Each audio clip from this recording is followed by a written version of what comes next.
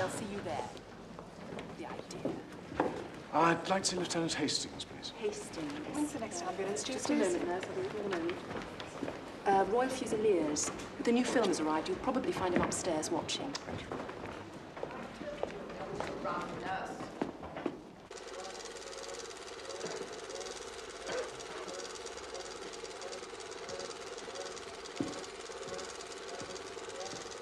Excuse me, Lieutenant Hastings. There's a gentleman to see you. Right, thank you.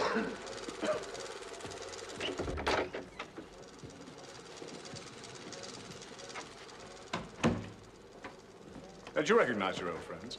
Good Lord, John Cavendish. How wonderful to see you.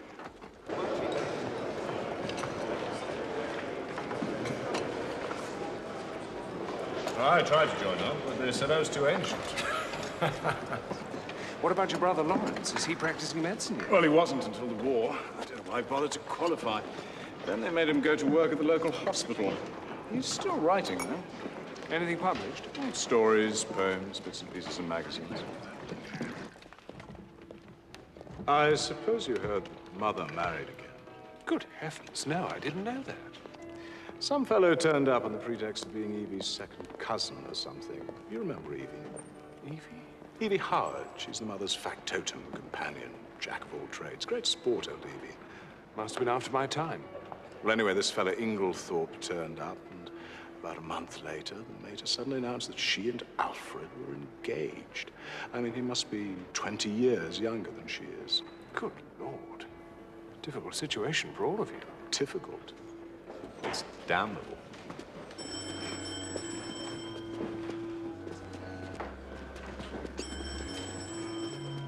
Get away from this place. Oh, I'm not a prisoner here, you know. But you're up to traveling, aren't you? I mean, I was going to suggest you come down for a few days. I'd love to. I could do with a break from the army. I could come down on Saturday, if that's all right. That's marvelous.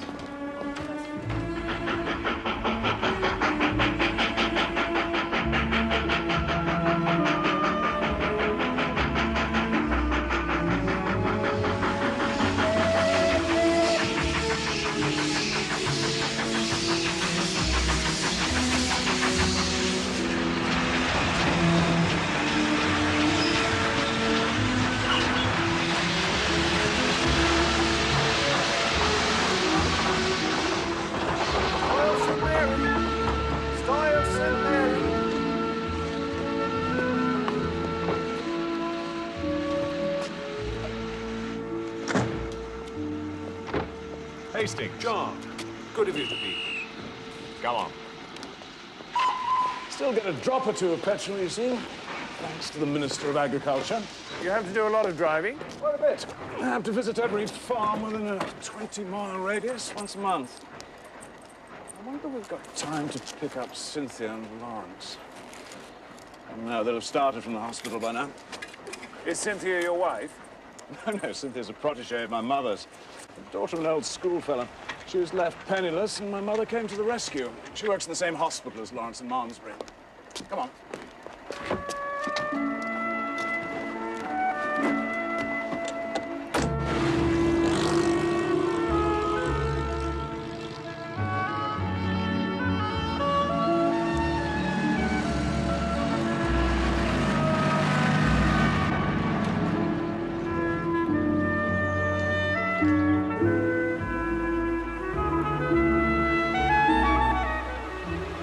I'm afraid you find it very quiet down here.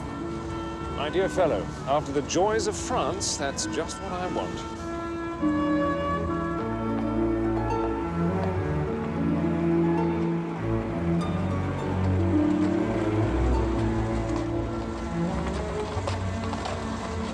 Is that one of your neighbors? Hmm? Girl on the horse. Beautiful girl. Yes, I suppose she is. Now, that's Mrs. Rakes, widow of one of the farmers hereabouts.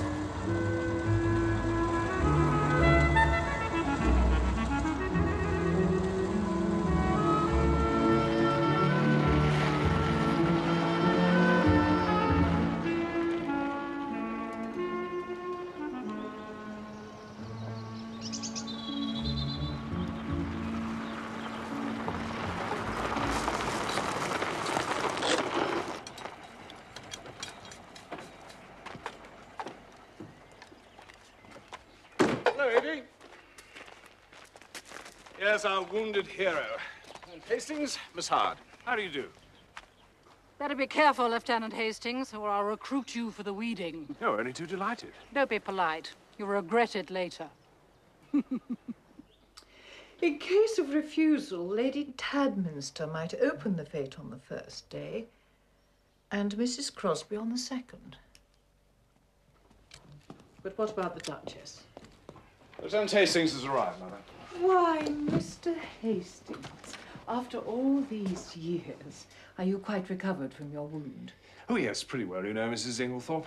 Just a scratch. Alfred, darling, this is Mr. Hastings. Mr. Hastings, my husband. I'm delighted to meet you, Lieutenant Hastings. How do you do?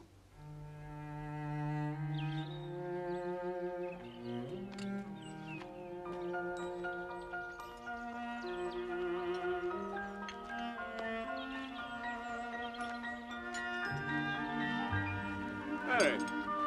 Lieutenant Hastings. Lieutenant Hastings, I've heard so much about you. And are you, Mrs. Cavendish?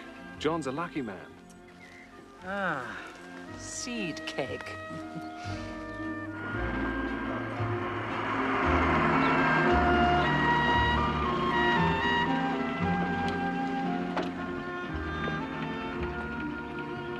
Bye, Cynthia. Bye. Bye, Lawrence. Bye. We're late. Your mother hates us being late for tea. She just likes to get us all on parade. Emily? Oh, well, one keeps busy, you know. Comforts for the troops, armament drives. How many events have we got arranged over the next 3 months, Alfred? 3 bazaars and 2 fetes, is, and of course, the sale of work. You know, my dear, I'm sure that cushion is damp. Allow me. Yeah. That's better, dearest. Can't have you sitting on damp cushions, can we? You're so thoughtful, Alfred. Dash good seed cake. Thank you, Dorcas. Ah, yes, Cynthia. You're very late today, Cynthia. Oh, I know. I'm sorry. The bus was late. This is Mr. Hastings, Miss Murdoch. How do you do? Where's Lawrence? Oh, he's just gone upstairs. He'll be down in a minute. He'd better hurry up. There won't be any cake left. I've got a cousin who's nursing. She seems to spend most of her time placating the sister. Oh, they're terrifying. You've no idea. But I'm not a nurse, thank heaven. I work in the dispensary. Oh. How many people have you poisoned? Oh, hundreds. Don't talk such nonsense, Cynthia, please.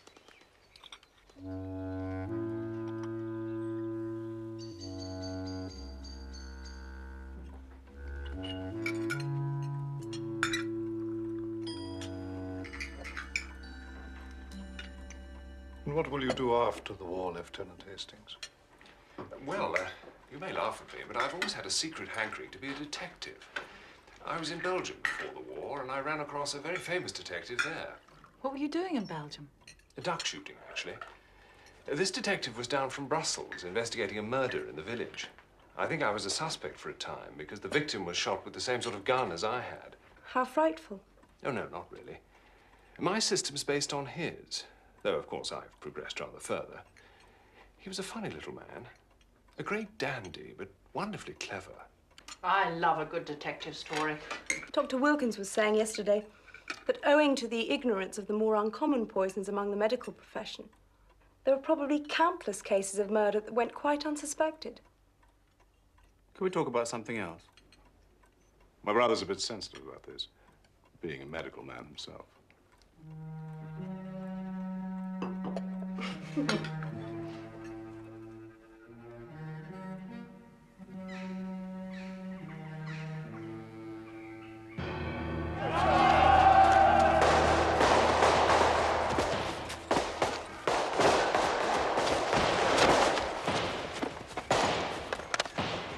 Hold your fire!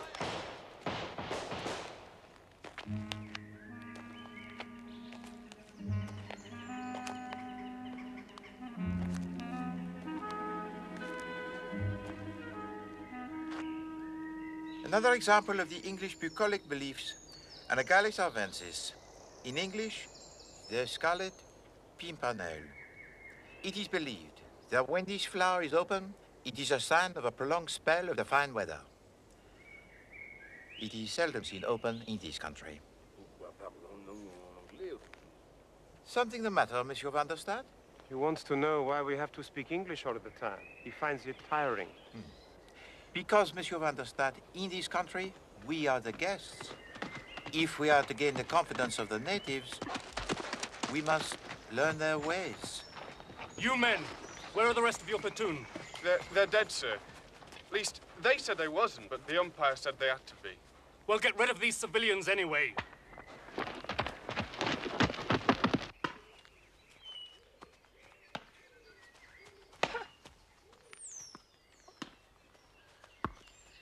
Styles Court really is a glorious old place.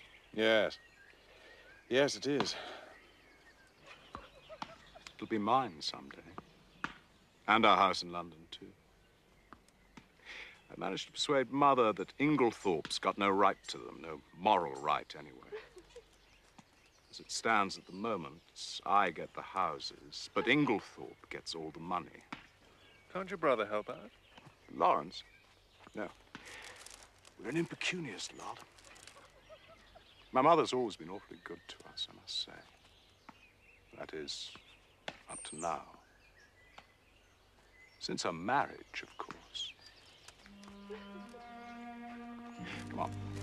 Let's go back to the house.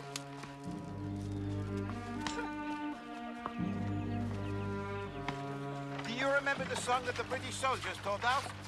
Why don't we try and sing it together? It's a long way to Tipperary. It's a long way to go. It's a long way to Tipperary. Keep it tuned to the sweet girl I know. Goodbye, Piccadilly. Ah, good afternoon, Monsieur Poirot. Good afternoon, Dr. Wilkin. Good afternoon, Monsieur. I see you have joined the cavalry, huh? Yes, I'm on my way home. It's the second time I've been killed in a month. I say, do you fancy a pint of beer, if there's any left? No, merci. I cannot yet bring myself to enjoy the English public house. All those bottles of the different size, all in the wrong order. Doesn't seem to bother your compatriots.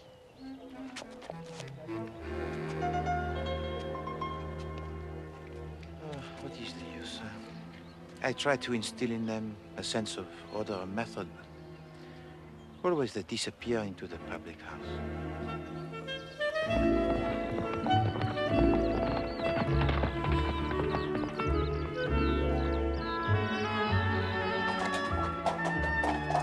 Jolly good horse. I thought they'd commandeered anything decent for military service. Agricultural use is one of the exemptions, fortunately. Ah. I hack round the estate nearly every day. There's really so little to do round here. You work on the land, though, don't you? Yes, that's frightfully early in the morning. I'm usually finished at the farm by midday. I wouldn't have thought it was woman's work. There's a war on. We've all got to do what we can. Well, the uniform looks jolly nice anyway. That cream-coloured overall. There. Good boy. Thank you. Lieutenant Hastings, your leg. I didn't think. Are you all right? No, it's fine now, really. I don't think I need this anymore. Here you are. Compliments to the British Army. I've never known it so hot in June before. What we need is a cool glass of lemonade. Lemonade? I haven't seen a lemon since 1914. Game of tennis later? Love to. Mary Hastings, come into my study for a moment, would you? What's the matter?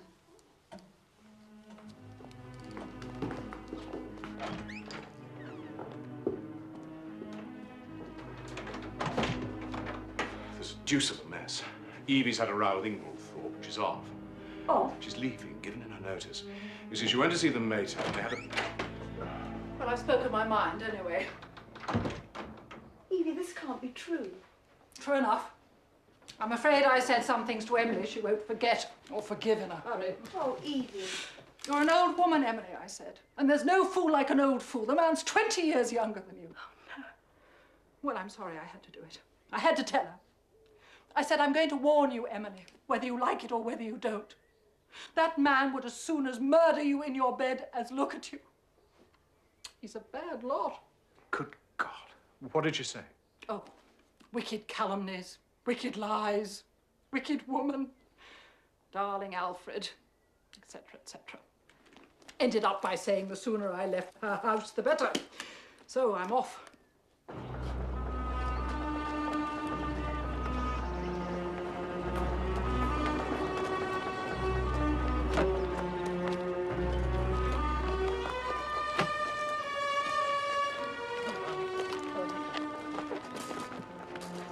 Mr. Hastings, you're honest. I can trust you. Look after her, Mr. Hastings. My poor Emily. There are a lot of sharks. All of them. Of course, I'll do everything I can, Miss Hart. I only ask you to keep your eyes open. Above all, Mr. Hastings, watch that devil.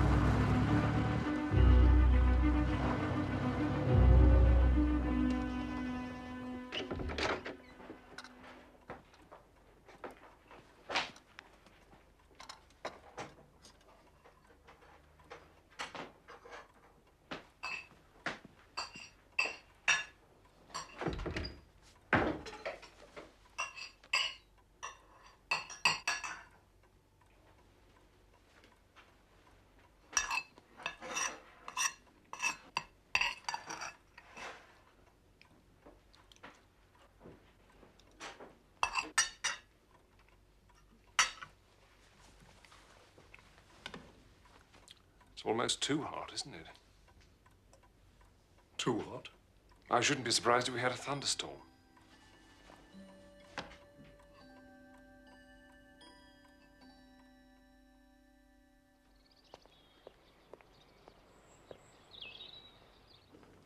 That'll be 2 and 3, please, sir. And don't you go telling anyone about that, sir. There's them round here who do mortal murder for that much cocoa in 1 week. I am very grateful to you, Madame Dainty. And I give you my word that I will be the soul of discretion. Thank you, sir. Thank you. Madame Dainty, has it ever occurred to you to organize the goods by the country of origin? Well, no, I can't say it has. Oh, you will be amazed, Madame. Now, let me see. North, south, east, west. Yes, the spices which come from the Orient we could place over there by the door, which represents the east, huh?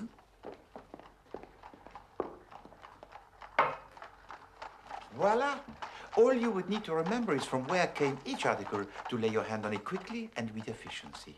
I can do that already, sir.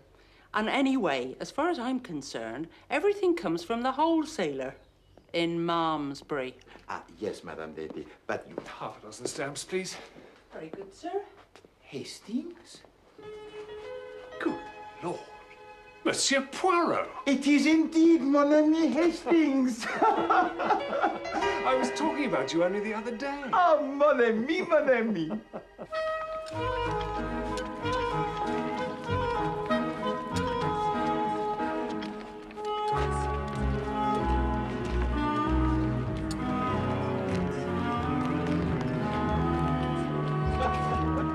This is my old friend, Monsieur Poirot. We haven't met for ages. We know Monsieur Poirot. I didn't know he was a friend of yours. Oh, well, it is only by the charity of Madame Inglethorpe, the mother to Monsieur Lawrence, that I am here. She has kindly extended her hospitality to, 7 of my country people who are refugees from our native land. En effet, she has provided us with a delightful house over there. You must come to the house. Oh, no, pardon. You must come to tea. Now, that is the proper English expression, no? Yes, very proper. Bon, I improve, huh? Excuse me. Oh, Monsieur Poirot. Oh. Madame Legs?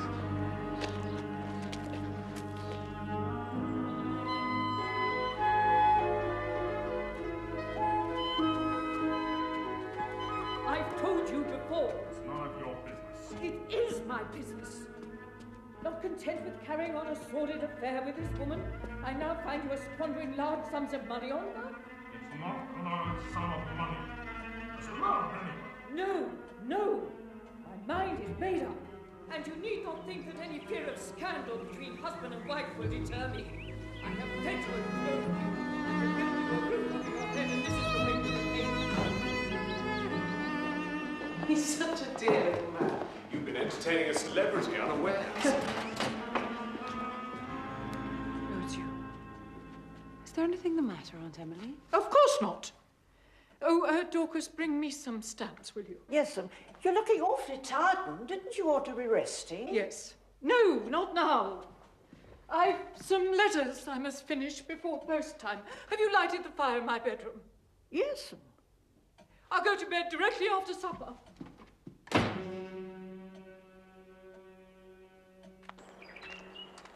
Then you won't show it. My dear Mary, it has nothing to do with it. Show it to me then. I tell you, it is not what you imagine. It does not concern you in the least.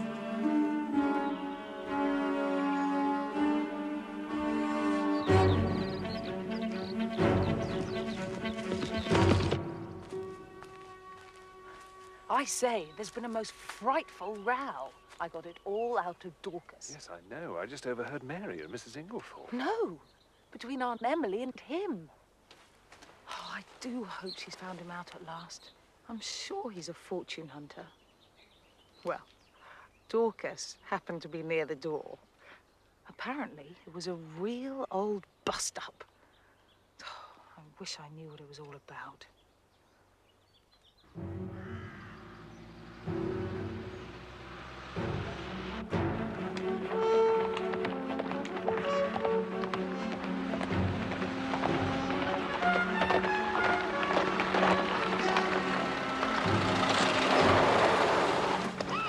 Where are you going? Just down to the village. You're going to see your precious Mrs. Rakes, aren't you? For God's sake, Mary. I warn you, John. I'm not going to stand for this much longer.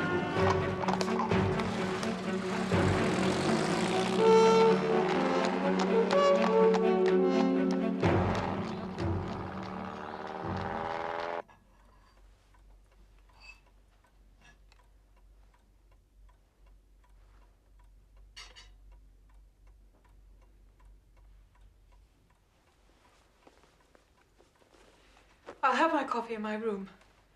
I still have some papers to see to.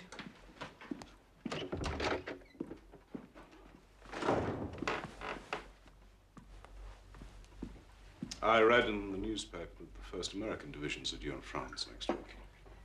Will you take Mrs. Inglethorpe her coffee, Cynthia?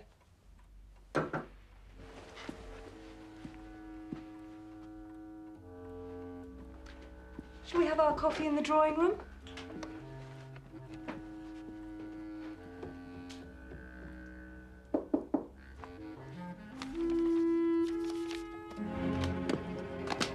Come in. Put it by the bed, dear. I'm turning in soon, too. I'm exhausted.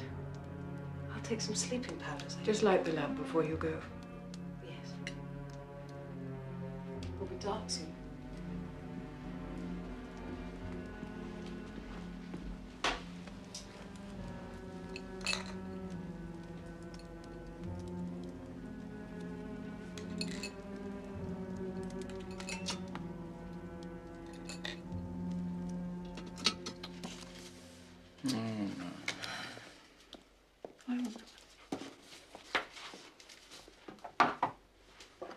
Thank you, Dorcas.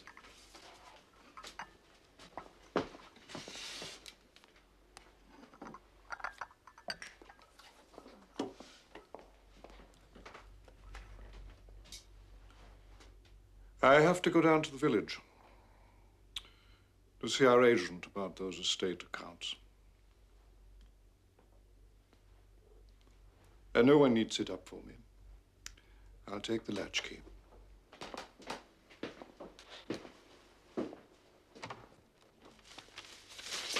Dashed funny time of night to go and see Denby.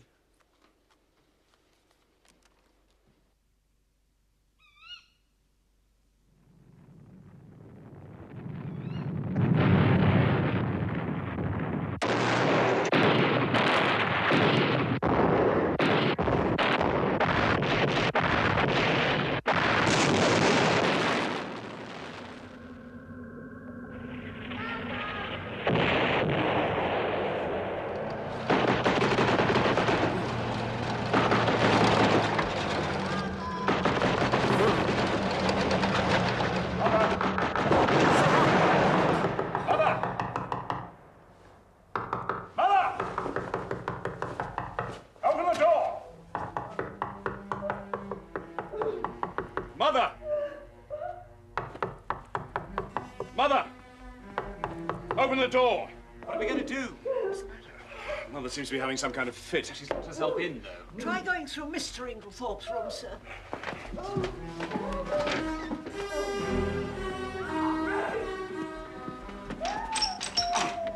Locked. We'll have to try and break the door down. Beth, go and get Dr. Wilkins at once.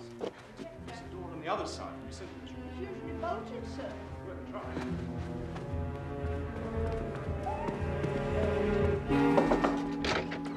Mary! Oh, have you got the door open yet? No. That one's locked too. Damn! I can't wake Cynthia. She must have taken a sleeping powder. Cynthia!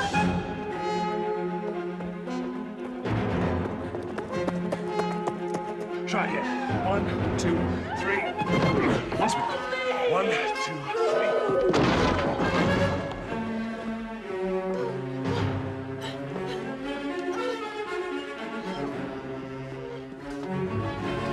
Annie, get some brandy from the dining room. Mrs. Jim, I've managed to wake Cynthia.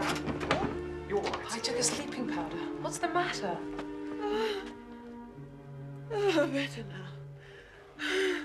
Very sudden. Stupid of me. Stupid of me to lock myself in. It's all right.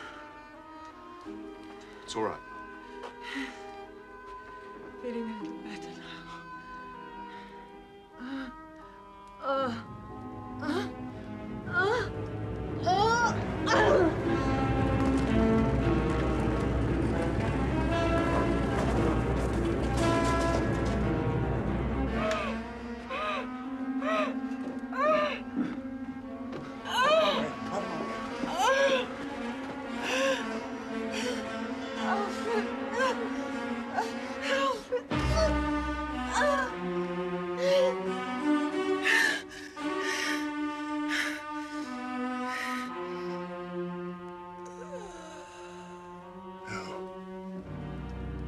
She dead?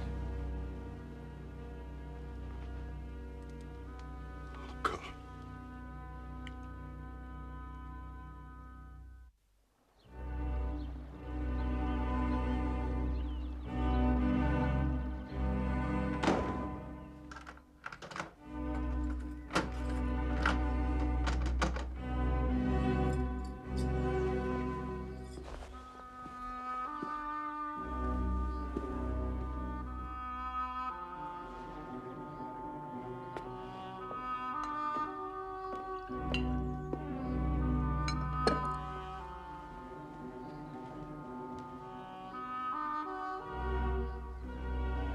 Where is Mr. Inglethorpe?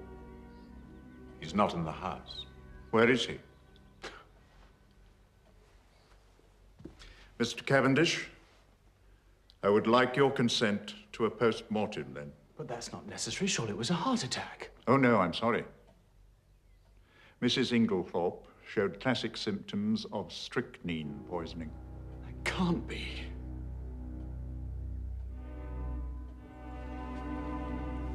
Do whatever you think necessary, Dr. Wilkins. These are your mother's keys. I've locked both the rooms. I suggest they remain locked for the time being.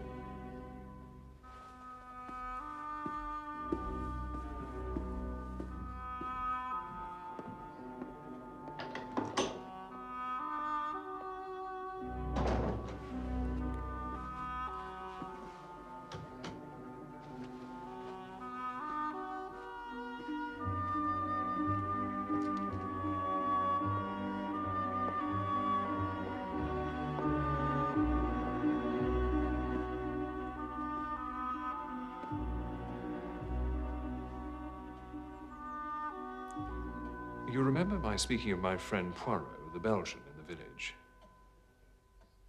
The one who used to be a detective. Yes. I want you to let me call him in to investigate this business. This is all rubbish, you know. Wilkins has got a bee in his bonnet about poisons. Poisons are his hobby, so of course he sees them everywhere. I'm inclined to give Hastings a free hand, Lawrence. Though I should prefer to wait a bit. We don't want unnecessary scandal. No. You need have no worry about that. Poirot is discretion itself. All right. No, John. I'm sorry, Lawrence.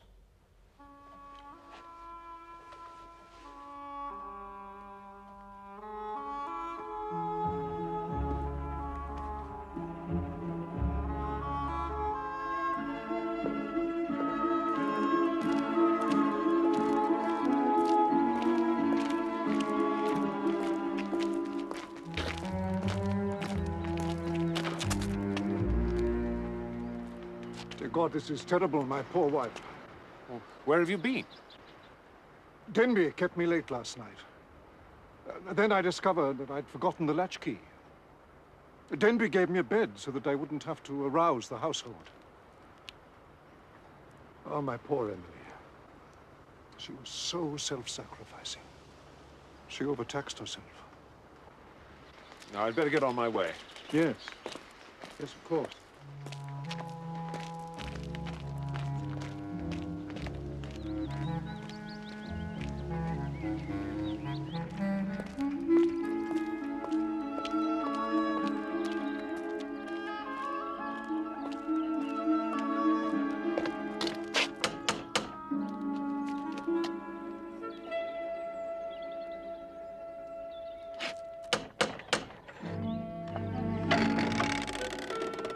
Oui?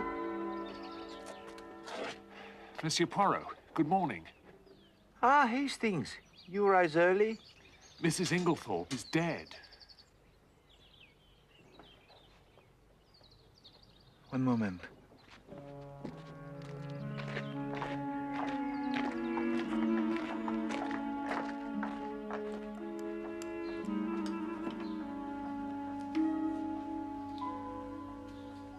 Oh, I'm pleased with you, Hastings.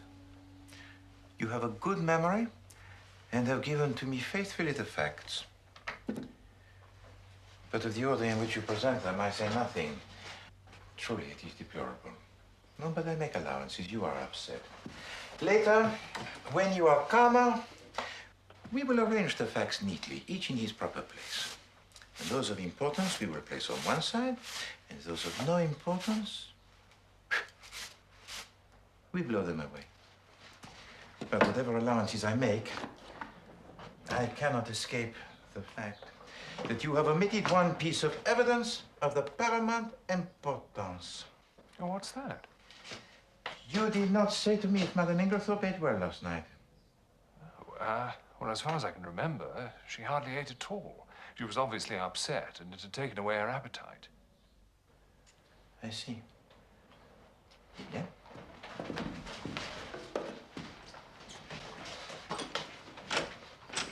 Hastings, you dressed in haste. Your tie is to one side. One must not let oneself go, Hastings.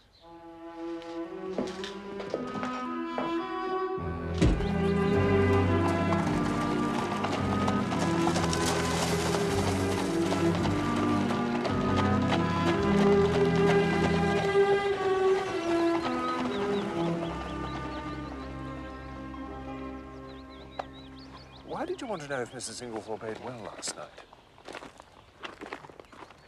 The contention at the present is that Madame Inglethorpe died of the strychnine poisoning. No? It looked like it to me. Bon. At what time did Madame Inglethorpe retire for the night? Oh, very early, about 8 o'clock. And yet the symptoms did not manifest themselves until 5 in the morning. 9 hours. Now, a heavy meal taken at about the same time as the poison might retard its effects, but hardly to that extent. And you say to me that Madame Inglethorpe ate very little for supper. Yes. One of those curious little facts, mon ami. We put it here.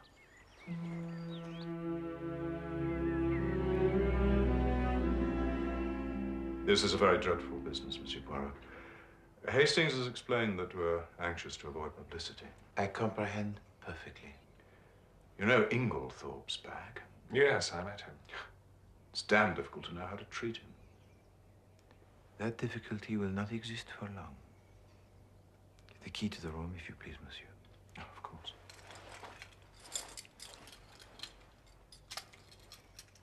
Merci.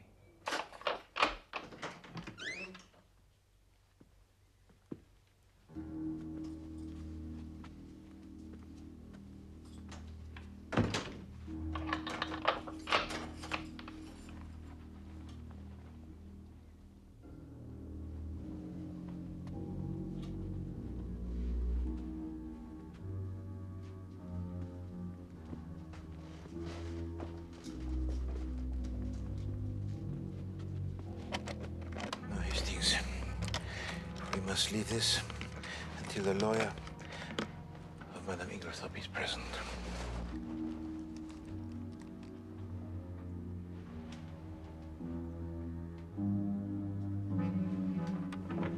This goes through to Cynthia's room.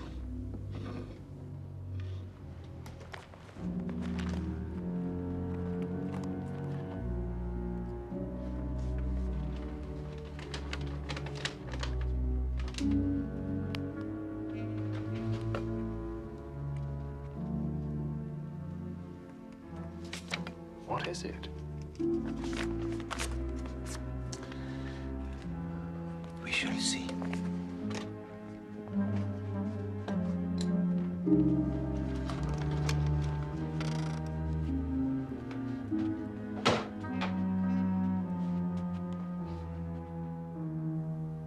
I think that this is cocoa, mon ami, but we must send it for analysis.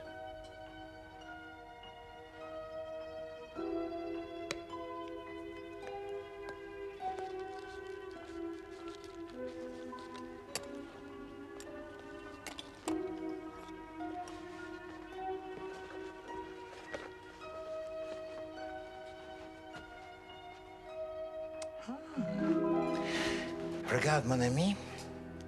The chimney piece of the lamp is broken in 2 places only, and yet the coffee cup next to it is ground almost to the powder. I suppose somebody must have stepped on it. Yes, mon ami. Somebody must have stepped on that coffee cup and ground it almost to the powder. And the reason that they did so was either because it contained the strychnine or, which is far more serious, because it did not contain the strychnine.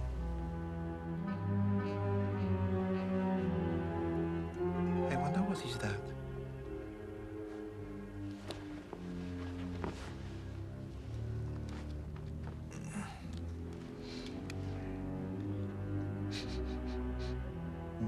This, I think, is a coffee stain that is quite fresh. Eh bien, Hastings, we have in this room now 6 points of interest. Shall I catalogue them, or will you? Oh, you. Very well. Number 1, a coffee cup that is ground almost to the powder. Number 2, the dispatch case with a key in the lock. Number 3, the coffee stain on the carpet. Number 4, a thread or 2 of dark green material caught on the bolt of that door. Ah, that's what you put in the envelope. Oui, d'accord. And number 5, this. What is it? Candle grease, my friend. It must have dropped to the floor since yesterday, otherwise the good housemaid would have removed it. Lawrence Cavendish brought a candle into the room this morning. He seemed very agitated. He seemed to see something over there that absolutely paralyzed him. At the door, do you think? No, at the fireplace. No, that is most interesting, mon ami. But his candle, it is pink, and that candle grease over there, it is white. And the 6th point? No, the 6th point I prefer to keep to myself at the present. I know there is nothing more to do here, I think. Unless... a bedroom fire in midsummer, Hastings?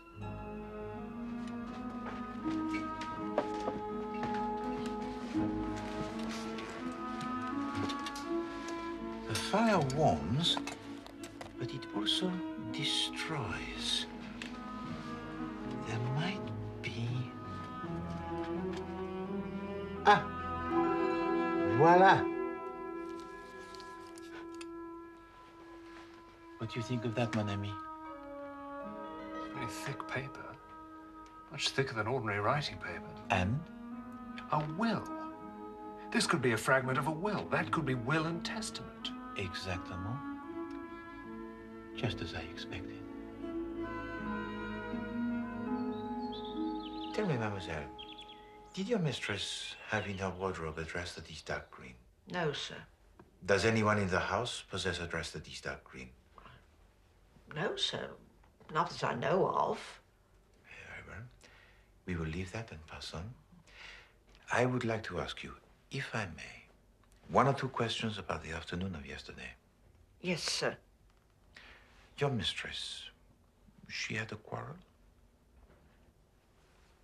I don't know that I ought... My good Dorcas, Madame Ingerthorpe lies dead, and it is necessary that we must know all if we are to avenge her. Amen to that, sir.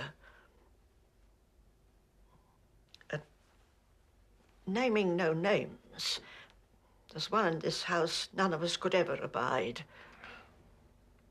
Now, as to this quarrel. It was about 4 o'clock. I happened to be passing the study, and I heard voices, loud, angry ones, coming from there. I didn't mean to listen. Continue, mademoiselle. What happened next? At 5 o'clock, Mrs. Inglethorpe rang the bell and told me to bring her a cup of tea.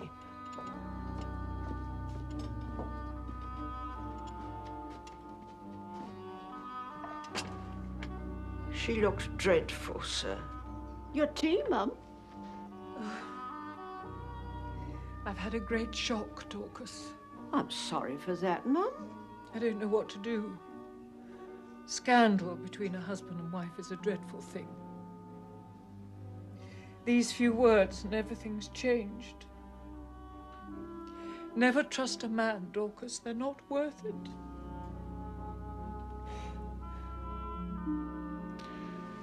Tell me, mademoiselle, this paper that she had in her hand, what would she likely do with it afterwards, do you think? I expect she'd lock it up in that purple case of hers. If it was important. I see. Tell me, mademoiselle, do you think it likely that your mistress would have taken a sleeping powder last night? Not last night, sir. I know she didn't. She took the last dose of her tonic, but she never took a sleeping powder. How is it that you are so positive? The box was empty, sir. She took the last one 2 days ago, and she didn't have any more made up.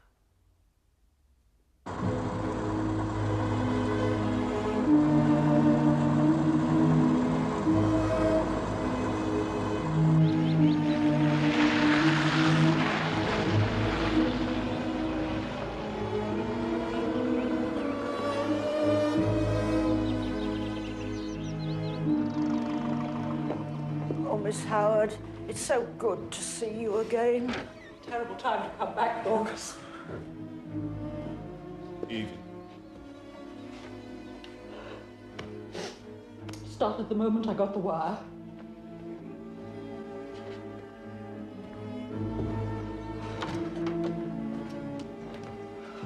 Dorcas will make us some tea. I don't want tea. Ah, here's Mr. Poirot. Mr. Poirot is helping us with our investigations. Nothing to investigate. Have they taken him to prison yet? Taken who to prison? Alfred Inglethorpe, of course. Poor Emily was never murdered till he came along. Evie, don't shout. Whatever we may think or suspect, it's better to say as little as possible for the present. The inquest isn't until Friday. Inquest? Fiddlesticks. The man will be out of the country by then. He won't stay here tamely waiting to be hanged. Mademoiselle. It's no good trying all that. Mr. Alfred Inglethorpe is going to hang, even if I have to drag him to the gallows myself.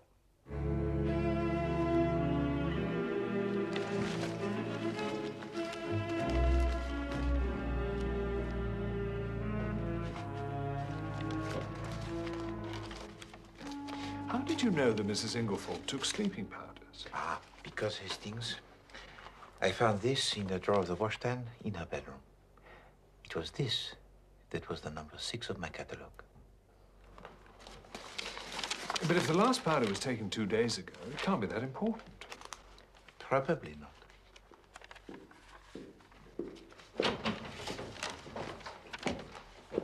Mr. Poirot, my mother's lawyer's here. I don't know if you'd like to talk to him. He's also the coroner, you understand? Yes. Yes. Thank you, Monsieur Cavendish. Monsieur Wells, there is one thing that I should like to ask you. That is, if it is not against the professional etiquette. In the event of the death of Madame Inglethorpe, who would inherit her money? It's all right.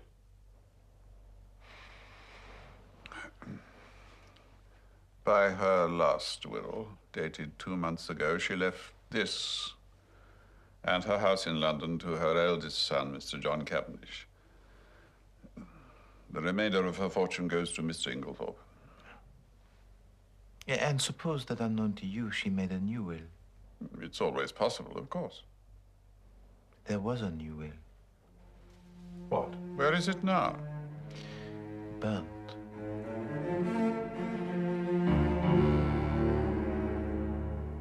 What an extraordinary coincidence. My mother should have made a will on the very day of her death. Are you so sure it's a coincidence? What do you mean? Your mother, you tell me, had a violent quarrel with someone yesterday afternoon.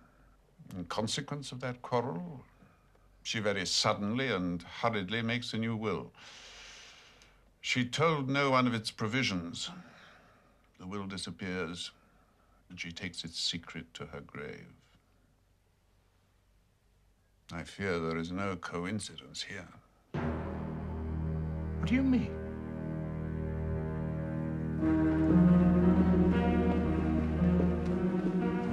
You've got the keys still, haven't you, Mr. Poirot?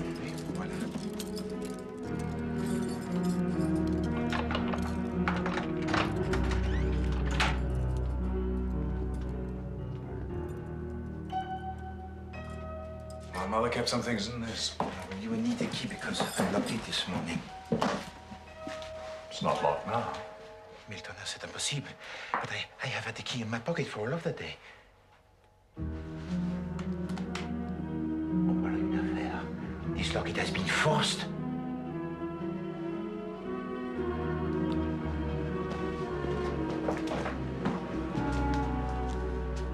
This door, it is unbolted.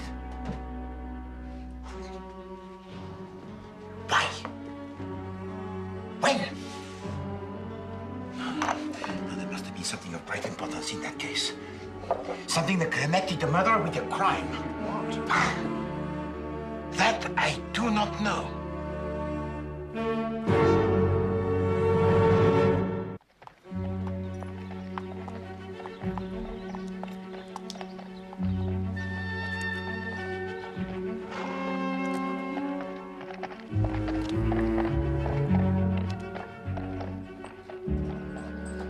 An intriguing case, this, mon ami, do you not think? Seems quite straightforward, really. Everything seems to be tied up with Mrs. Inglethorpe's money. And her two houses, Hastings. Well, yes. They go to John, and everything else goes to her husband. But then they had that dreadful row, the one that Dorcas overheard, and Mrs. Inglethorpe changes her will. And what about her two sons, Hastings? Oh, no, I don't imagine they're involved. No, what happens is, Inglethorpe finds out that the will has been changed, leaving everything to her son rather than him, and poisons her. And the new will she has made? He burns it. That was the scrap of paper we found in her bedroom grate. You have a good grip on this affair, Hastings. Grasp. Yes? You know, Hastings, there are in this case only 2 points of any significance. Oh, really? What are they? The first is the state of the weather on Tuesday. But it was a beautiful day. Must have been 80 degrees in the shade, not a cloud in the sky. Do not forget that, mon ami. It is the key to the whole riddle. I don't see why.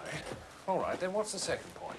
The second point is the important fact that Monsieur Inglethorpe wore the peculiar clothes, wears the black beard, and uses the spectacles. That's ridiculous. No, mon ami. It is momentous. Dr. Wilkins, can you tell us exactly how much poison Mrs. Inglethorpe had consumed? Judging from the amount recovered, Mrs. Inglethorpe had ingested about 3/4 of a grain of strychnine, possibly a grain. I took a sample of the cocoa remaining in the cup in Mrs. Inglethorpe's room. There was no strychnine in it. Then you consider it more likely that the drug was administered in her after-dinner coffee, and that, for some reason unknown, its action was delayed? Yes. But the coffee cup was so completely smashed, there was no possibility of analyzing its contents. It seems to me that my mother's death may be accounted for by natural means. Really? Well, my mother was, for some time before her death, taking a tonic containing strychnine. That was dealt with in previous evidence. But is it not possible that she may have taken an overdose of the medicine by accident? I think not, Mr. Cavendish. The maid, Dorcas, has already told us she had only one dose left on the day before her death. I should be obliged if you would tell us all you overheard of the quarrel the day before Mrs. Inglethorpe's death. I overheard? Yes. I understand you were sitting, reading on a bench outside the open window of the study. Is that not so? Yes. Will you repeat what you overheard of the quarrel? I really don't remember hearing anything. Do you mean to say you did not hear voices? Well, yes. I heard the voices, but I didn't hear what they said. Not one stray word or phrase? Yes, I remember. Mrs. Inglethorpe said something. Something about causing a scandal between husband and wife. She sounds as if she's trying to hide something. That is true, Hastings. Call Mr. Mason. And is of some interest.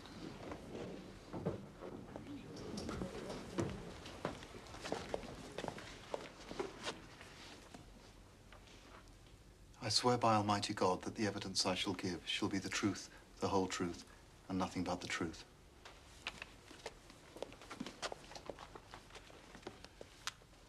Mr. Mason, as a qualified dispensing chemist with a shop in the village of Stile St. Mary, have you lately sold strychnine to any unauthorized person? Yes, sir. When was this? Monday, the 18th of June, at about 6 o'clock. Will you tell us to whom you sold it? Yes, sir. It was Mr. Inglethorpe. He said it was to poison a dog. He signed the poison book and everything.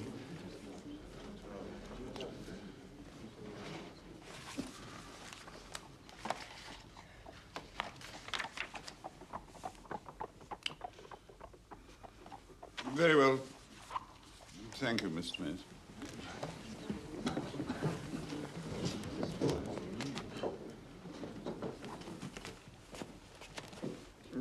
Call Mr. Alfred Inglethorpe.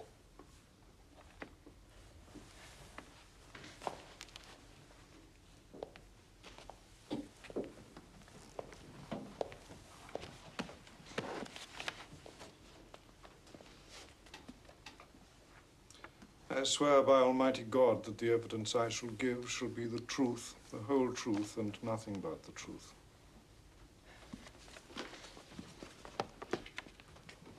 Are you Alfred Inglethorpe? Yes. On Monday evening last, did you purchase strychnine for the purpose of poisoning a dog? No, I did not. There is no dog at Styles Court. Do you also deny that you signed this register? Yes.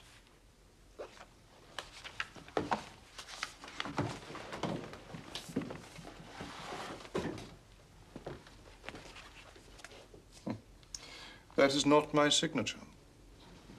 I see. Would you mind telling us, Mr. Inglethorpe, where you were on the evening of Monday, June the 18th? I don't recall. Were you in company with anyone? No.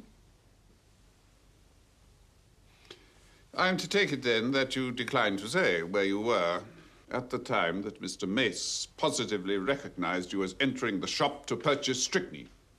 If you like to take it that way, yes. Does he want to be arrested? You had a discussion with your wife on Tuesday afternoon. Oh, pardon me.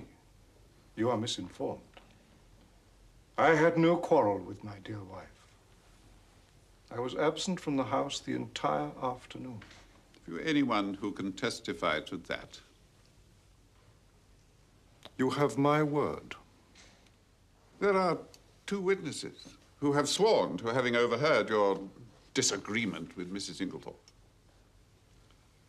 Then those witnesses are mistaken. Very well. Thank you, Mr. Inglethorpe. That will be all for now.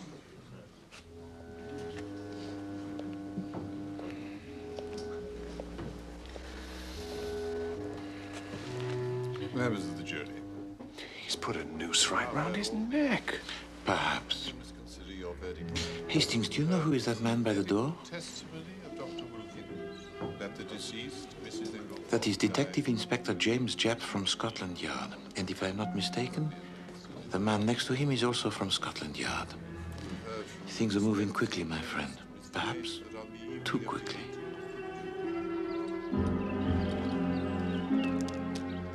Gentlemen of the jury, how do you find?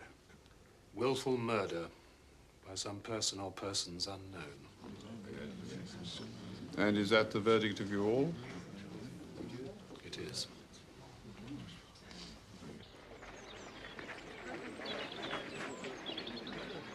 Mon Dieu, I had some warm moments in the court, Hastings. I did not figure to myself that the man would be so pig-headed as to refuse to say anything at all. I can't understand why the jury didn't name Inglethorpe. You surely can't still believe he's innocent. Why not, mon ami? Nothing has changed. Ah. I see you do not remember me, Inspector Japp. Well, if it isn't Monsieur Poirot. This is Superintendent Summerhay. You've heard me speak of Monsieur Poirot, sir? That's the Abercrombie forgery case, wasn't it, just before the war? That's right, sir. Monsieur Poirot caught our villain for us in Antwerp. But what are you doing in England, Poirot? Well, the Boche has made my own country temporarily uninhabitable by their presence, Inspector. But I would like you to meet my friend, Lieutenant Hastings. How do you do? How do you do? Excuse us. Well, one need hardly ask the reasons for your presence here, Inspector. No, pretty clear case, I should say. There I differ from you. The evidence I heard at the inquest, Mr. Inglethorpe murdered his wife as sure as I'm standing here. Well, I don't know, sir. Me and Monsieur Poirot have met before, and there's no man's judgment I'd sooner take than his. If I'm not greatly mistaken, he's got something up his sleeve. Well, I will tell you this. If you arrest Monsieur Alfred Inglethorpe, it will bring you no kudos. The case against him will be dismissed comme ça. I'd take your word, but there's others above me might not. Me, for one. Alfred Inglethorpe must not be arrested, Superintendent. That I have sworn.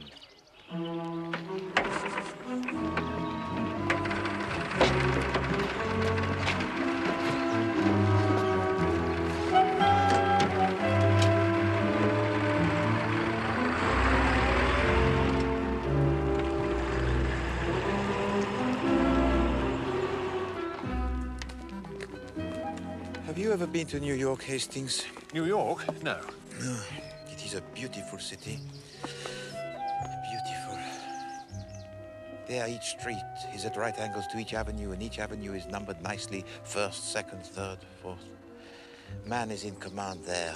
But here, how does one live with the fact that, au fond, nature is untidy, uncontrolled, anarchic, inefficient? That's what I like about it.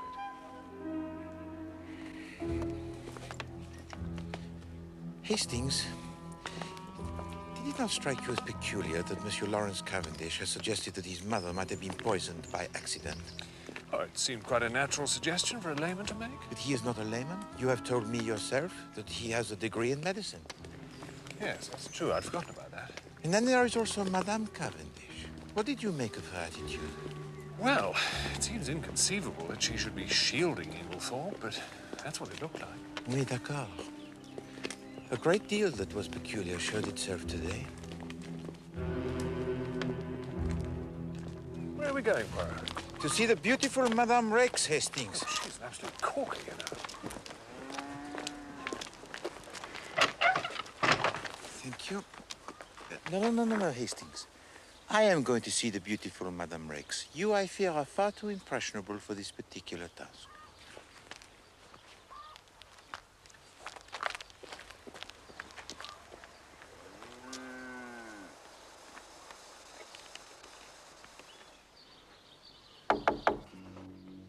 Who's that? I don't know. I'll go the back way.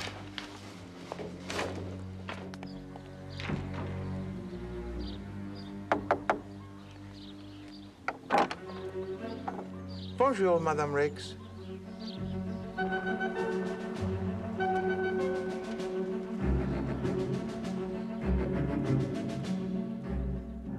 We'd like you to come into Malmesbury with us, Mr. Inglethorpe.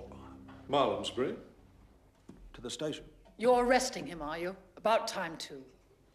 We'd just like Mr. Inglethorpe to answer a few questions, madam. Mesdames. One moment, if you please, Inspector Japp. Now, you just leave well alone, Mr. Poirot. Sorry, Monsieur Poirot. I understand.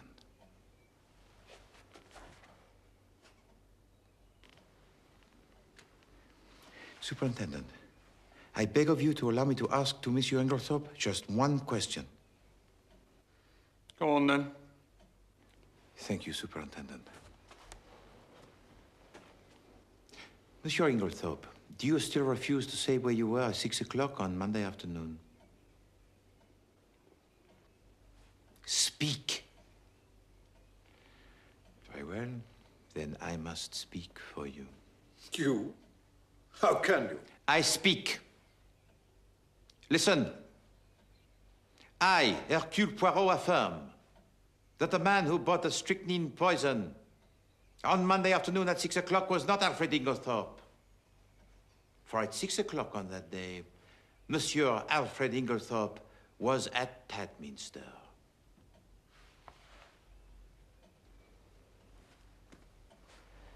I can produce no less than 5 witnesses who swear to have seen him and to have spoken to him there at 6 o'clock or just after.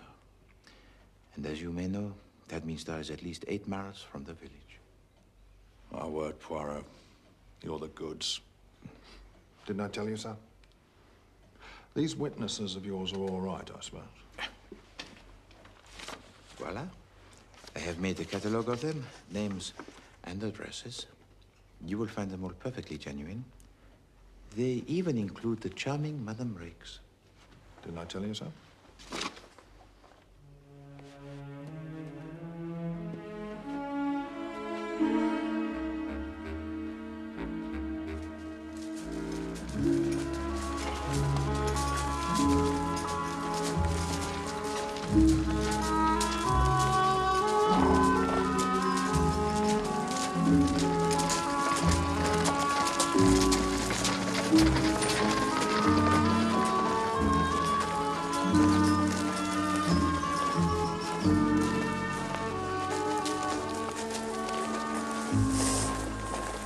So, we're back to square one, then? Well, not quite, mon ami. We now know there is one person who did not buy the poison. Eh bien, we have cleared away the clues manufactured. Now, for the real ones.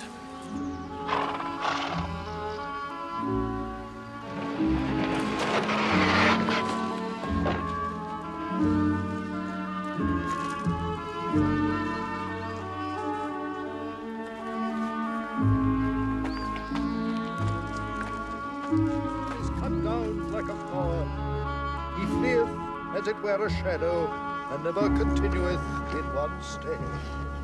In the midst of life we are in death. Of whom may we seek for succor, but of thee, O Lord, who for our sins are justly displeased. Yet, O Lord God most holy, O Lord most mighty,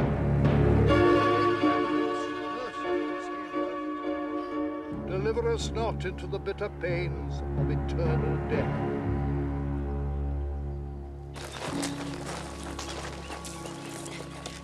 Lieutenant Hastings, sir. Yes, Dorcas. I know this is hardly the time or the place, but you remember this foreign gentleman particularly asked if my mistress or anyone else in the house had got a green dress? Yes, go Well, on. I've just remembered what the young gentleman used to call a dressing-up box. It's up in the front attic.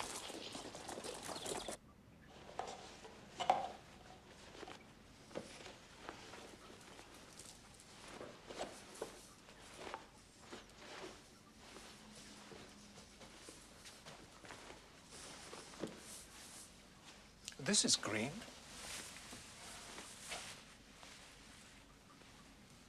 No, it is too dark. Good Lord. Huh? Hold it up to your face, Hastings.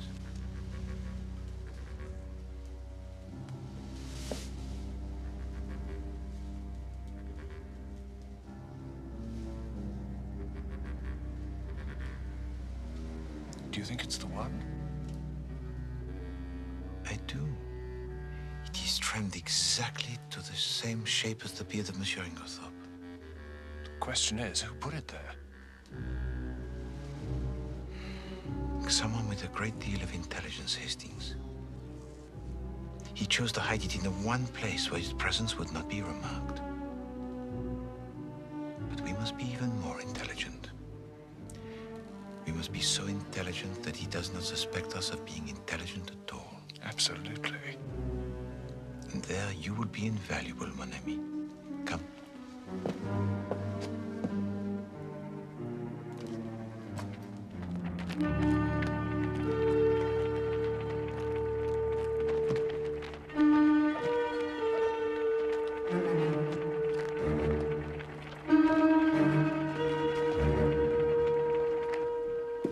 Well, he took the hint at last.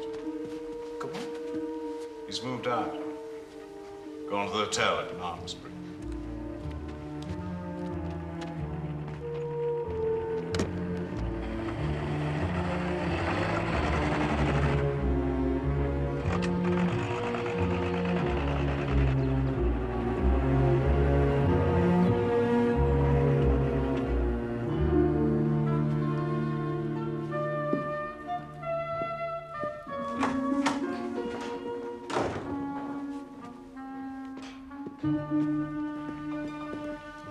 Oh, Lieutenant Hastings. Hello, Cynthia.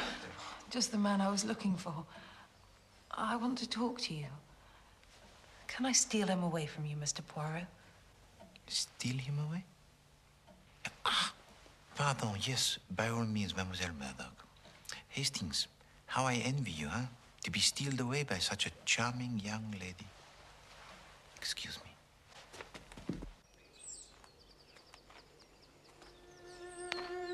What do you want to talk about? Oh, let's sit down first, shall we? Oh, right.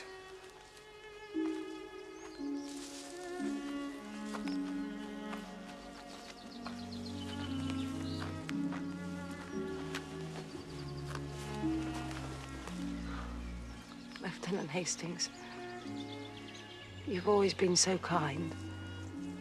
And you know such a lot. Oh, well, you know. I want to ask your advice.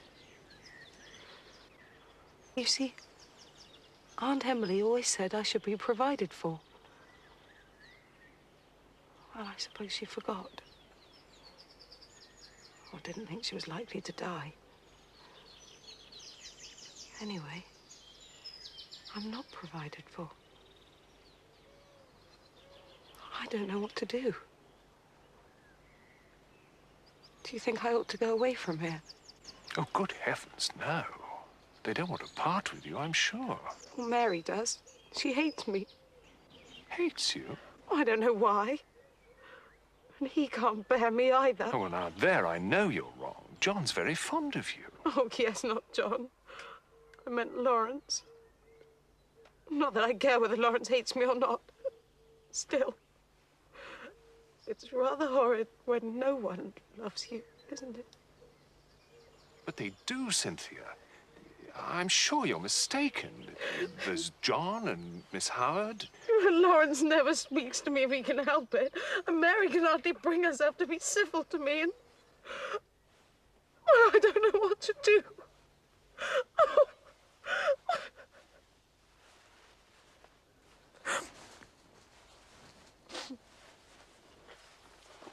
Marry me, Cynthia.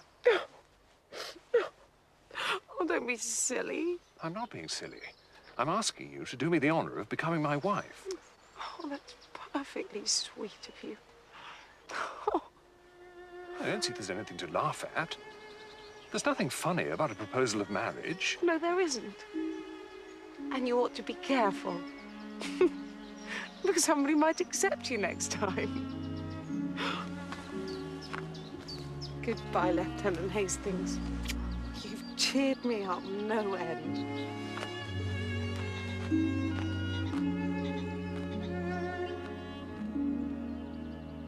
I don't know. Perhaps I just don't understand women or something. No, just joking, of course. It's Inspector Sharp.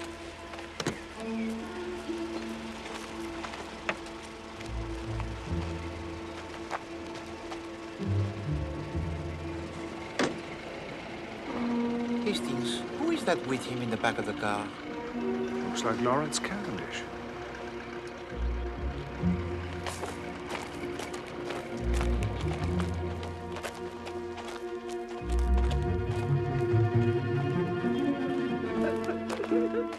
What's the matter, Dorcas?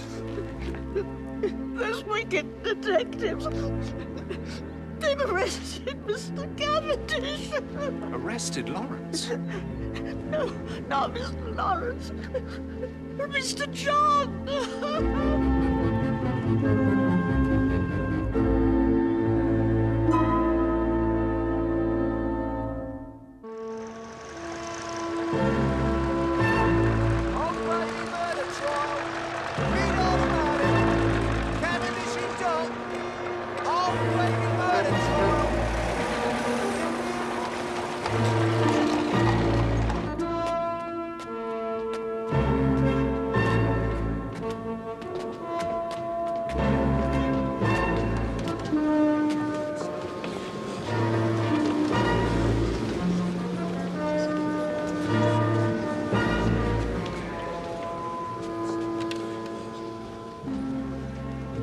John Wendover Cavendish, you are charged with the murder of your mother, Mrs. Emily Rose Inglethorpe, on Tuesday, the 19th day of June, 1917. How do you plead? Not guilty.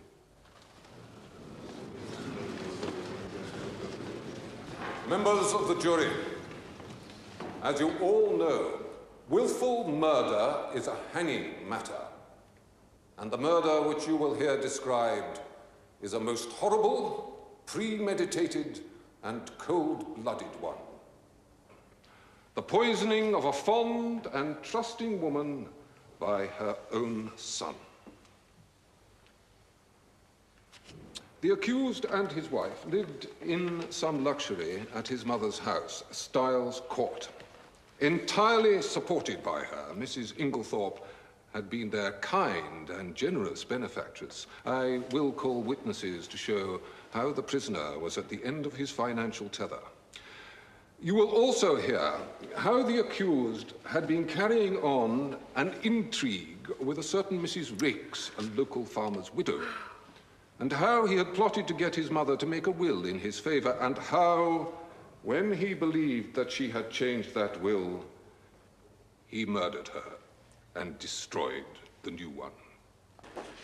You will hear... I cannot bring myself to listen to any more of this, Hastings. It sounds very bad, Miss Brown. It'll probably sound better when the defense gets going. I don't know how Mary Cavendish can bear to sit there. Ah, well, she is one of those women who show at their best in adversity. Her jealousy and her pride have... Jealousy? Oh, yes. Have you not yet realized, Hastings, that Madame Cavendish is a woman of unusual jealousy? You overheard a fragment of conversation that she had with her mother-in-law when she demanded that Madame Inglethorpe show to her something? Yes. Madame Cavendish believed that the letter her mother-in-law was concealing was proof of the infidelity of her husband, John. But she was wrong, Hastings. There was no such letter. What Madame Inglethorpe had discovered was that her son, John, had loaned to Madame Rakes, and I heard this from Madame Rakes herself, Hastings, had loaned her a large sum of money in order that Madame Rakes might purchase the freehold of her cottage. You deny that there was anything improper in your relationship with John Cavendish? Yes. I see. Did you receive money from Mr. Cavendish? No. You also deny, then, that Mr. Cavendish gave you a cheque for £200 on the 21st of June last? was alone. Thank you, Mrs. Rakes. I have no further questions, my lord. Very well, Mr. Phillips. That seems a convenient time to adjourn. The court will rise.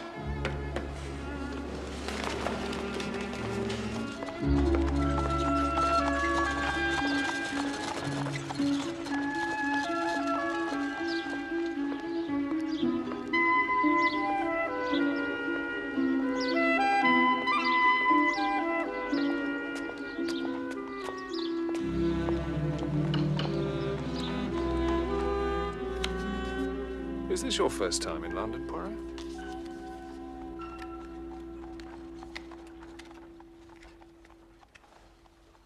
Mrs. Inglethorpe must have been very wealthy, with this beautiful house and Styles Court. Are you going to be doing this all day? I steady my nerves, that is all. This employment requires precision of the fingers. And with precision of the fingers goes precision of the brain. And never have I needed that more than now. Absolutely. I can build a house of cards 7 stories high by placing one card on top of another with a mathematical precision, huh? But I cannot find the last link in this so mysterious case.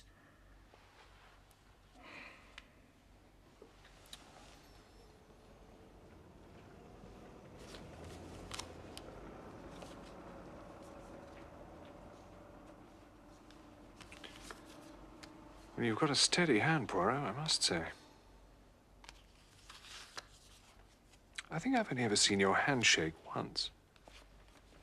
On an occasion when I was enraged, no doubt. It was in Mrs. Inglethorpe's room, just after we discovered that the locks on the dispatch case had been forced. Ah, yes. You stood by the mantelpiece, rearranging the ornaments, as you always do, and your hand shook like a leaf. Because I was enraged. I was enraged that...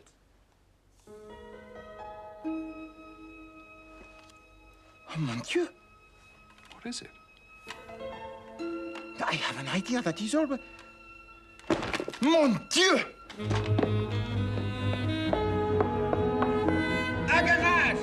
A garage! For the love of heaven, madame, direct me to the garage! Someone must drive me! I must hire a car immediately!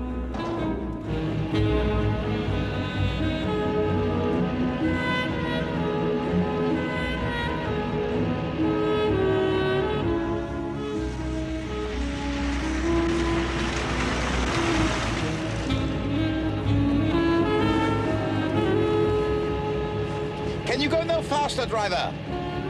Not unless you want us to have an accident, sir. No. Just as you please. You know best.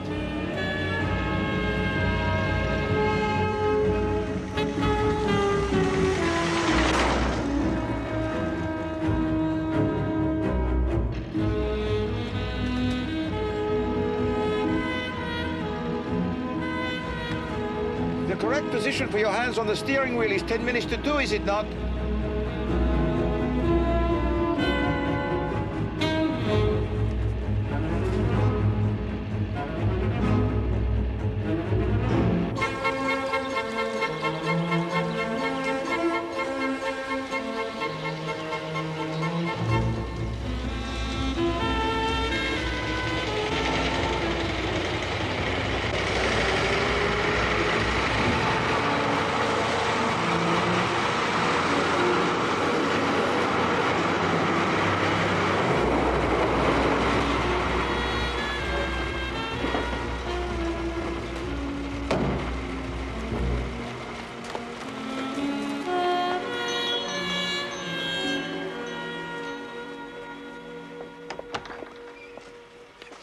Mademoiselle Docas. Tell me, mademoiselle, has anyone been in the bedroom of Madame Inglethorpe since we left the house? No, sir, it's locked, and we all kept a good lookout on it. Good.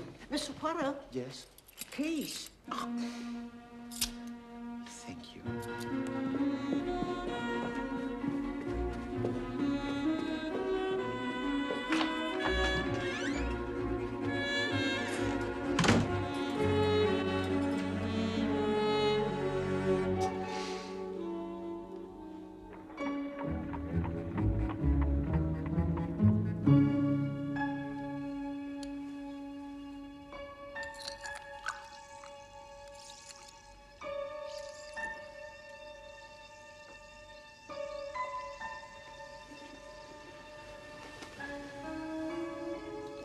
see?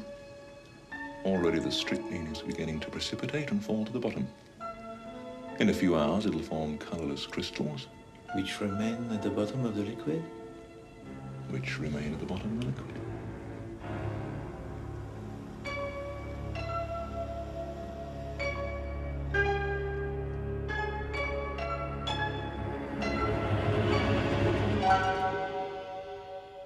Inspector Japp, when in the course of your investigations you searched the bedroom of the accused at Styles Court, did you find anything? I did. Will you tell the court what you found? In the chest of drawers in Mr. Cavendish's room, underneath some clothing, I found a small poison bottle.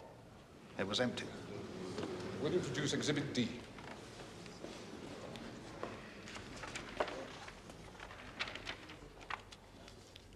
Is this the bottle?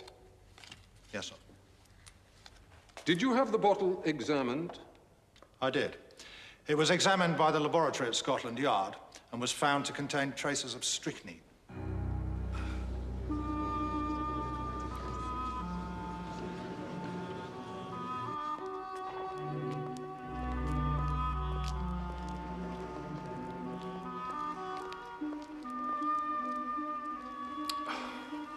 Where is he? He telephoned earlier to say he'd be back in London this evening. He asked me to arrange for everyone to be here. What did he mean? I don't know. Oh, it really is too bad of him. Here he is now.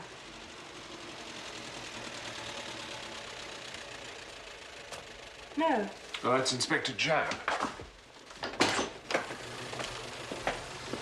Eamon. Where's Poirot? Oh, we don't know. He ran off this afternoon. Well, I got a phone message saying I should be here at 7. You better go up then.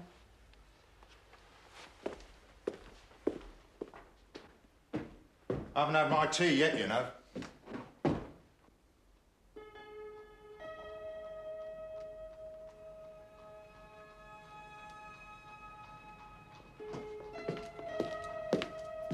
Oh.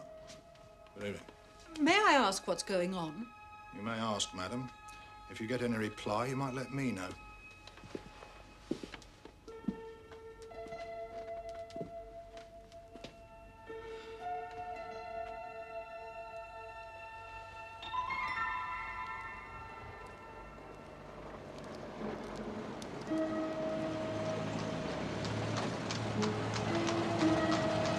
Here he is.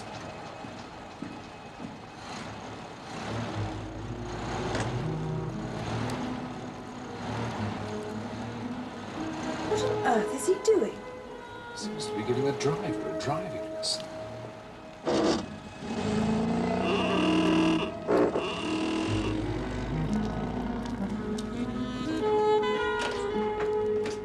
Where on earth have you been, Poirot? Good evening, Hastings. Good evening, Madame Cavendish. We are assembled, yes?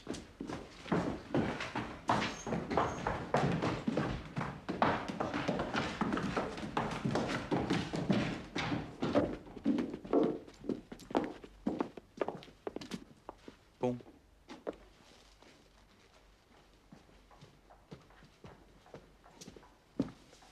Please. We are all assembled, yes? With one exception. Pardon, but I must ask you all to wait a few moments longer for the arrival of Monsieur Inglethorpe. If that man comes into the house, I leave it. Oh, no, Mademoiselle Howard, you must not do this. Remember, Mademoiselle, that this is for the sake of your dear friend, the late Madame Inglethorpe.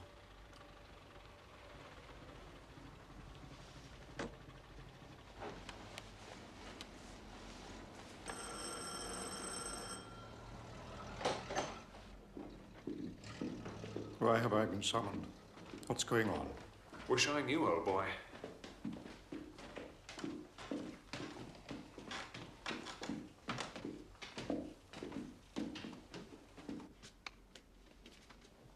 Ah, voilà, Monsieur Inglethorpe. Asseyez-vous, monsieur.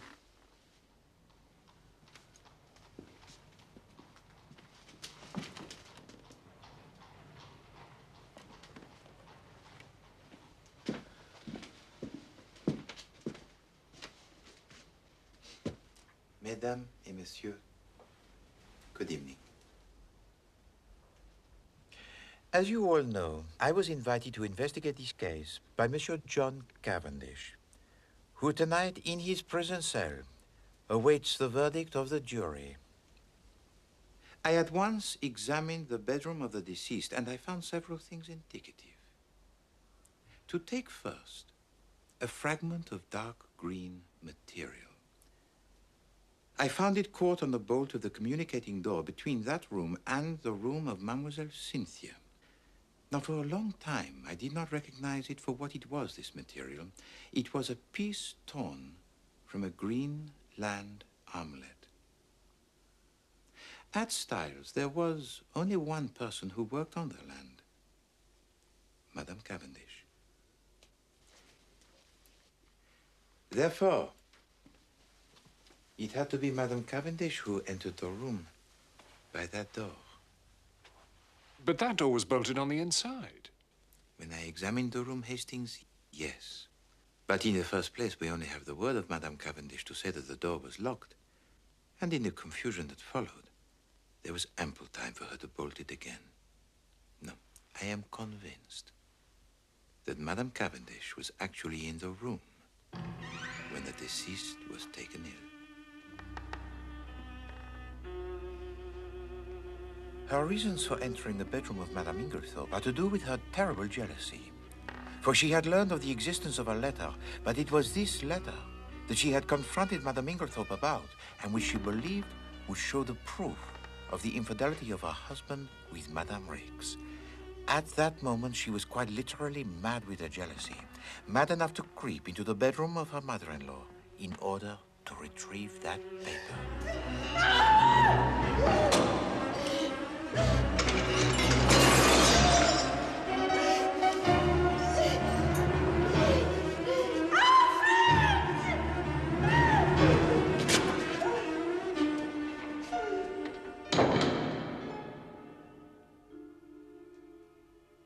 Am I not right, madame? So it was you who destroyed the will? No, Monsieur Lawrence. There was only one person who could have possibly destroyed that will. Madame Inglethorpe herself. But she only made it out that very afternoon. Nevertheless, mon ami. The temperature that day was 80 degrees in the shade. Oh, yes, it was very hot. And yet, Madame Inglethorpe ordered a fire to be lighted in her room. Why? Because she wanted to burn something. Précisément, Inspector Japp. Now, at 4 o'clock, Madame Inglethorpe quarrels with her son and threatens to denounce him to his wife. Squandering large sums of money on her. It's not a large sum of money. And anyway, it's a loan. No, my mind is made up. And you need not think that any fear of scandal between husband and wife will return. It was this argument which Dorcas overheard. But she mistook John Cavendish for Monsieur Inglethorpe. At 4:30, she makes a new will, eliminating John Cavendish from his inheritance.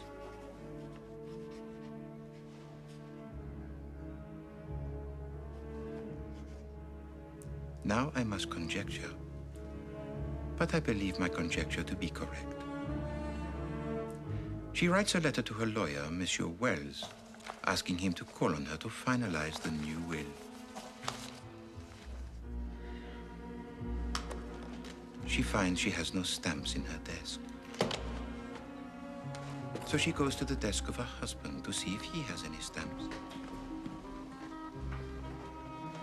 It is locked.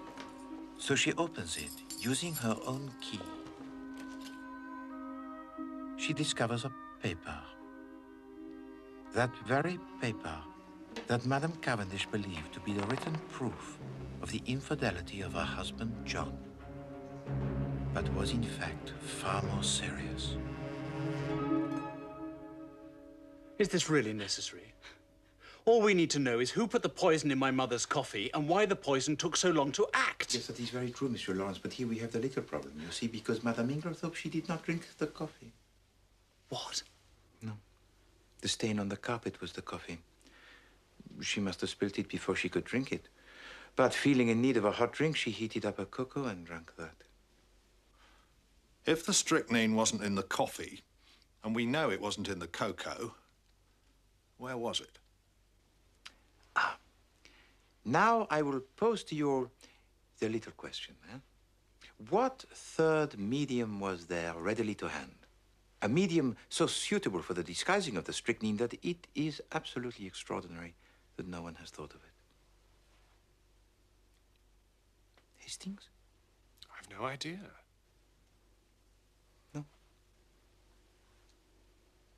No. Inspector Jebb.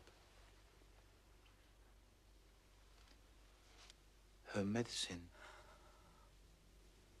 Somebody put strychnine in her tonic. No, there was no need, Hastings. It was already there. The strychnine that poisoned Madame Inglethorpe was the same strychnine prescribed quite legitimately by Dr. Wilkins. The addition of bromide to a solution containing strychnine precipitates all the strychnine into colorless crystals which fall to the bottom of the mixture. It is likely that the last dose is fatal.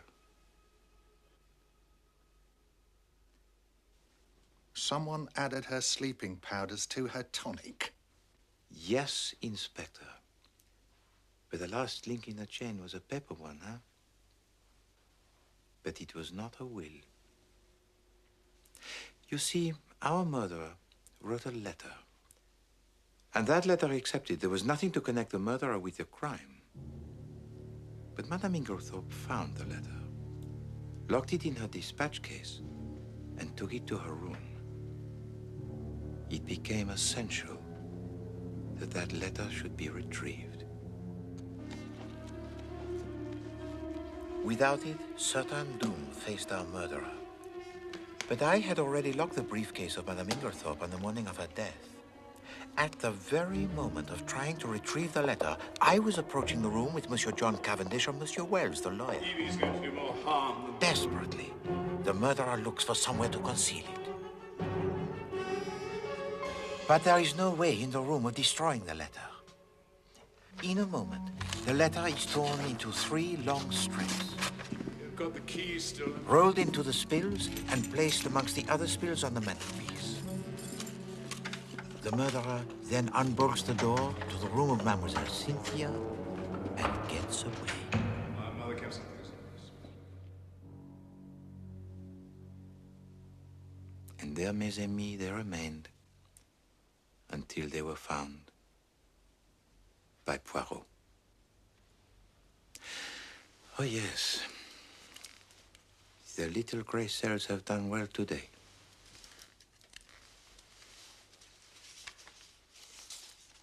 1,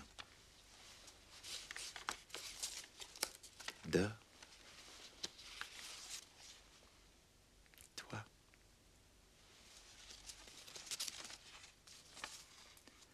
Tonight is the night. There is a good time coming once the old woman is dead and out of the way. No one can possibly bring home the crime to me.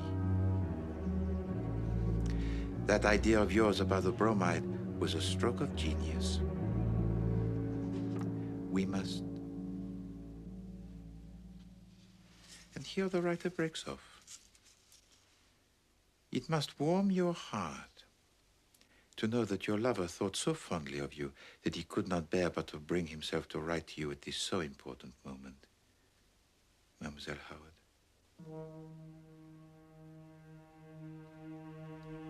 He? It's nothing to do with me. Oh, but it is everything to do with you, mademoiselle. Did I omit to read the greeting on this letter? Forgive me.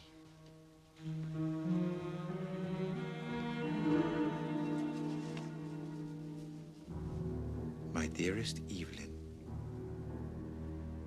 You fool!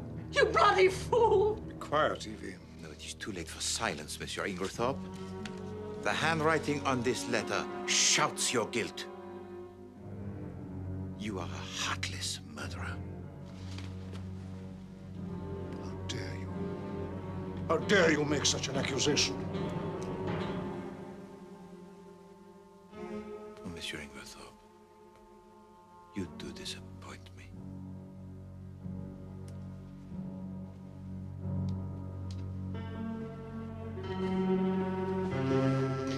All right. We love each other.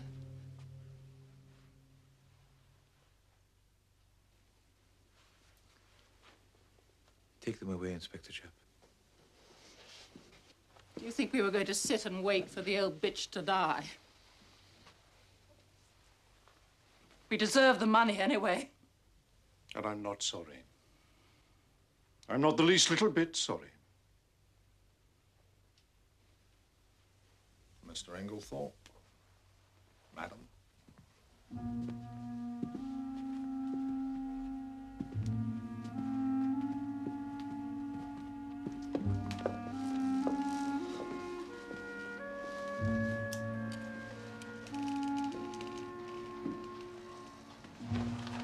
Horrible. How horrible. But why did he keep the letter? Ah, he never finished writing it, you see, mon ami. Possibly Madame Inglethorpe returned early, interrupted him, and caught in the act, he hastily shuts and locks his desk. The rest we know. Madame Inglethorpe finds the letter, decides to say nothing about it to her husband, but determines to destroy the will she had just made in his favor. Probably the next day she intends to make a will in favor of her son John again, but death intervened.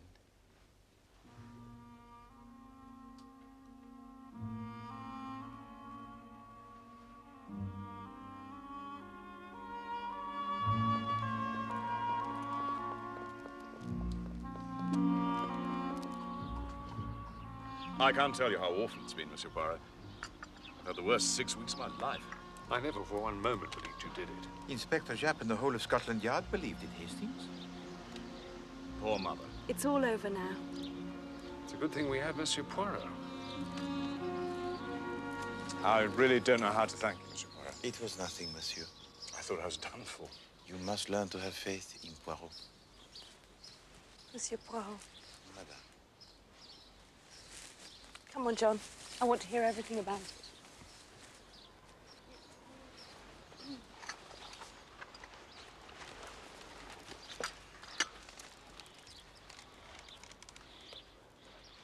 Do you know, Hastings, I owe the final discovery of the spills entirely to you. Really? Oh, yes. Do you remember telling me that my hand shook when I straightened the ornaments on the mantelpiece? Oh, that's right. You jumped up and rushed off. Exactement. I remember that when you and I were together in the room of Madame Inglethorpe, that I already straightened the ornaments. Oui. Now, if they were already straightened, there would be no reason for me to have to straighten them again. Something that would have connected the murderer with the crime. But what? Unless someone in the meantime had touched them. Good Lord. You know, one thing I don't understand is why Inglethorpe seemed so keen to get himself arrested. Because, mon ami, it is the law of your country that once acquitted, a man cannot be tried for the same offense again. No, he wished to be tried. He would then produce his irreproachable alibi and be safe for the rest of his life. So it was him who bought the strychnine from a chemist's shop.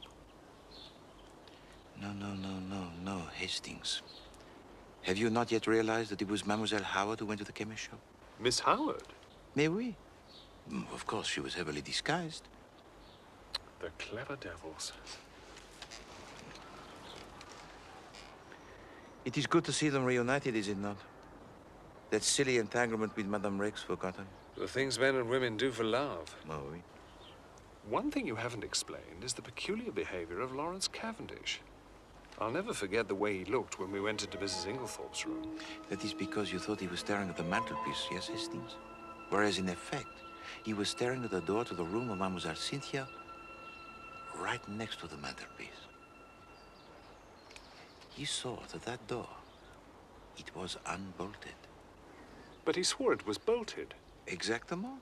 He was shielding her.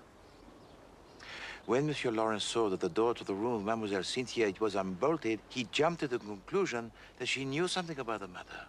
But why? Why would he want to protect her? Because he's in love with her, of course. Well, now, that's just where I know you're wrong. I happen to know for a fact that he positively dislikes her. Indeed. Then let me enlighten you, mon ami. He succeeded in crushing the coffee cup beneath his feet because, Hastings, he remembered that it was, in fact, Mademoiselle Cynthia who took up the coffee for Madame Inglethorpe on the previous night. Now, from that moment, he quite uselessly and quite strenuously upheld the theory of death by natural causes. Well, I know you're wrong about this, Poirot. Mr. Poirot! Lieutenant Hastings!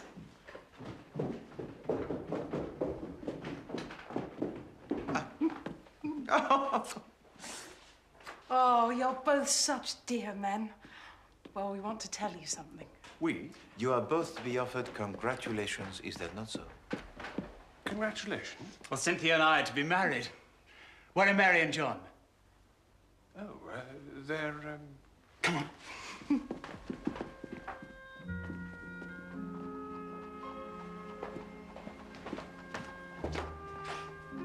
Hastings.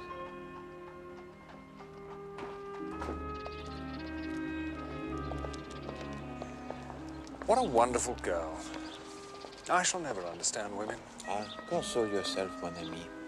Perhaps one day, when this terrible war is ended, we shall work again together, huh?